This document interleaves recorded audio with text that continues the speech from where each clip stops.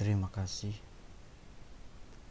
karena sudah sampai sejauh ini menonton video ini. Bukan video sih, karena gak ada yang dilihat. Dan aku juga sudah memberitahukan itu di judul ini, jangan ditonton. Dan ketika masuk kalian klik, saya juga sudah meminta maaf bahwa gak ada yang dilihat. Tapi kenapa kalian terus melihat sampai detik ini? Hingga 5 menit gak ada apa-apa, hanya bertuliskan maaf gak ada yang dilihat. Selain itu hanya gelap hitam. Tapi kenapa kalian masih melihatnya? Dan tentunya sebagai rasa ucapan terima kasih, itu berarti Tuhan telah menakdirkan kita untuk menjadi satu frekuensi. Tuhan telah mengizinkan kamu untuk mendengarkan ceritaku. Jadi, izinkan aku bercerita.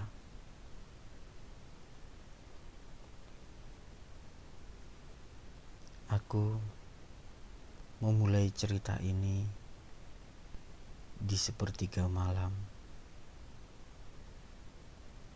tanggal 25 Januari 2023. Aku juga tidak memilih hari ini untuk mengawali cerita ini. Aku juga bingung, aku menceritakan ini melalui apa? Atau aku bercerita di kanal YouTube yang telah aku buat. Aku memiliki 2 kanal YouTube. Yang satu bercerita tentang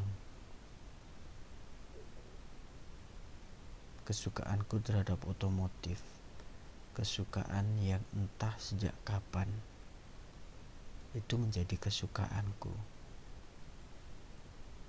Dan yang kedua adalah kanal YouTube yang saat ini kamu mendengarkan cerita ini.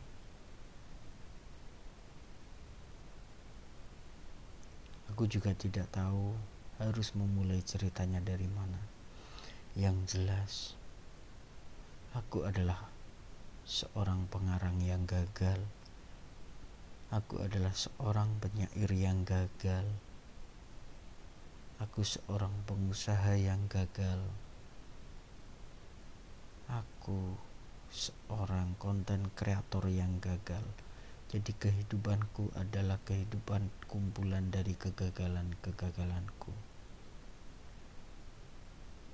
Dan aku juga gagal bercerita kepada kamu di cerita awal ini. Aku juga tidak tahu apa yang harus aku ceritakan dan kenapa kamu harus menjadi pendengarnya. Tapi di sepertiga malam ini rasanya aku harus kembali menjadi seorang pencerita, tetapi aku bukan seorang penulis. Jadi, izinkan aku bercerita. Kamu pernah merasakan fase-fase seperti yang aku rasakan? Fase di mana segala yang kamu inginkan tidak pernah bisa kamu gapai. Justru sesuatu yang tidak pernah kamu inginkan itu datang kepadamu dan membawamu sampai sejauh ini. Begitu juga diriku. Dan tentunya kanal ini bernama kanal Dosen Nyentrik karena aku adalah seorang dosen yang berangkat dari seorang pengarang yang gagal, berangkat dari seorang penyair yang gagal, berangkat dari seorang seniman yang gagal. Dan ketika kali pertama aku menjadi seorang dosen, aku masih belum bisa melepas kecintaanku, aktivitasku dari seorang pengarang, dari seorang penyair, dari seorang seniman. Aku yang suka kebebasan mulai merasa terkungkung dan tertekan ketika masuk ke dunia akademik. Akhirnya aku terus berusaha bertahan, tapi aku juga memberontak di sisi lain. Rambutku mulai kupanjangkan. Orang-orang mulai memandangku dengan pandangan mata penuh tanya. Bahkan pandangan mereka seperti sedang menyayat-nyayat perasaanku. Tapi aku sudah terbiasa dengan pandangan-pandangan semacam itu dari dulu. Jadi aku anggap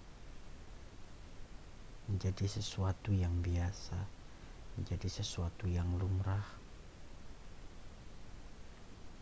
Sampai akhirnya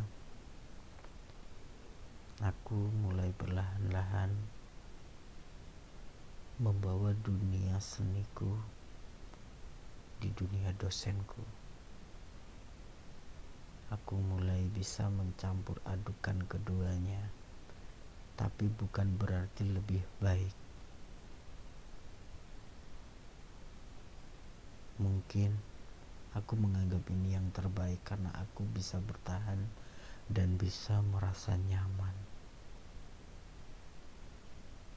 Entah orang-orang di sekitarku, mahasiswaku, apakah mereka merasa nyaman? Aku juga tidak tahu. Sampai akhirnya mata kuliah yang aku ampu adalah segala sesuatu yang sangat dekat denganku. Aku mengajar menulis puisi, aku mengajar menulis kreatif, aku mengajarkan sastra, aku mengajar menulis skenario, aku mengajar budaya, aku mengajar teater. Hingga aktivitas-aktivitasku rasanya benar-benar menyatu. Dan ketika pandemi Corona tiba di awal 2020, aku mulai membuat kanal ini untuk mengajar. Tentunya karena aku kecewa dengan pembelajaran daring yang diperuntukkan di kampus. Aku berusaha bagaimana caranya agar mahasiswa itu lebih suka dalam belajar. Kalau hanya diberi materi dan diunggah di e-learning, aku merasa mereka akan bosan. Dan mulailah aku membuat YouTube ini. YouTube yang aku mulai dengan gaya arogansiku. Ya, sangat terlihat ketika aku melihat video-video awal dari kanal ini. Sampai akhirnya, sampai detik ini semuanya terkesan sangat kaku. Satu-satunya video di kanal ini yang ditonton banyak adalah karena aku berupaya berinovasi dengan membuat animasi bergerak, dan itu pun tidak menarik sebenarnya. Tapi kenapa banyak orang-orang yang menonton?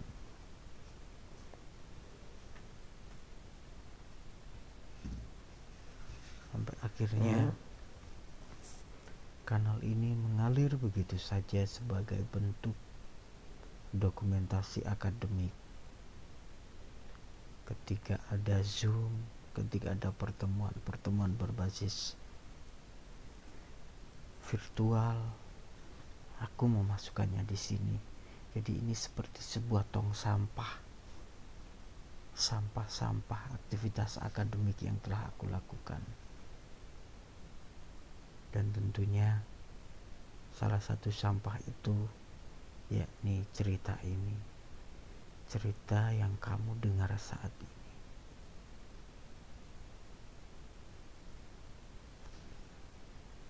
Mungkin juga tidak akan menyenangkan, dan aku juga tidak berharap ceritaku ini membuatmu senang dan membuatmu terus mendengar ceritaku sampai akhir.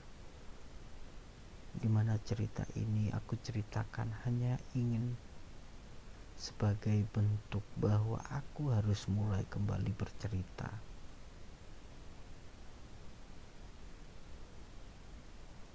Entah suatu ketika aku mulai menulis lagi, aku mulai mengarang lagi, aku mulai menulis puisi lagi, karena sudah hampir 5 tahun ini aktivitasku aku kurangi. Aku hanya ingin menjadi seorang suami yang baik, menjadi seorang ayah yang baik.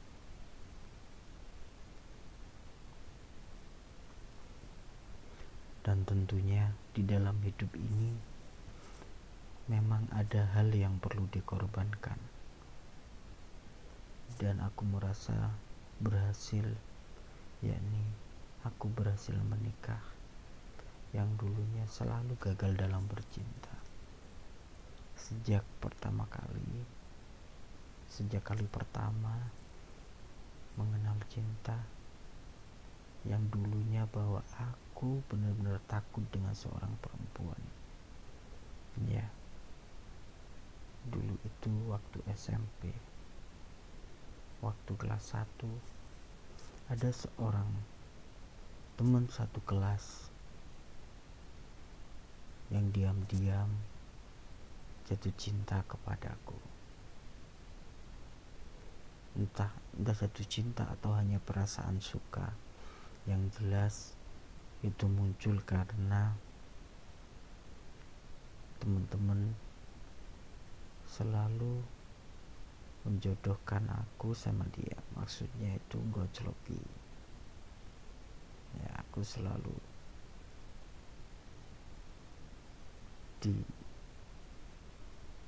dicari ini, kemudian dia dibilang aku sedang mencari dia, sampai akhirnya terlihat bahwa aku juga kikuk ketika melihatnya, begitu juga dia. Tapi ingatan itu masih sangat jelas bahwa senyumnya sangat manis. Ya, aku bisa merasakan itu. Aku bisa menikmati senyumannya, tapi aku benar-benar takut. Tidak ada satu kata pun yang bisa aku ucapkan ketika teman-teman memaksaku dan bertemu dia di belakang kelas. Aku dan dia hanya duduk berjongkok, tidak ada kata yang terlontar. Dia juga malu-malu dan aku juga malu, tapi bukan malu sebenarnya, tapi lebih ke arah takut, aku gemetaran. Ya, dan kegagalan itu berawal dari situ.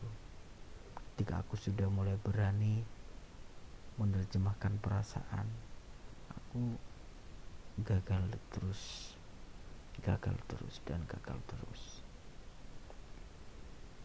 Dan ini rasanya cerita ini terlalu jauh ya. Jadi mungkin cukup sampai di sini. Aku berterima kasih kepadamu telah mendengarkan cerita ini. Dan mungkin suatu saat aku akan bercerita kembali tentang hidupku. Terima kasih.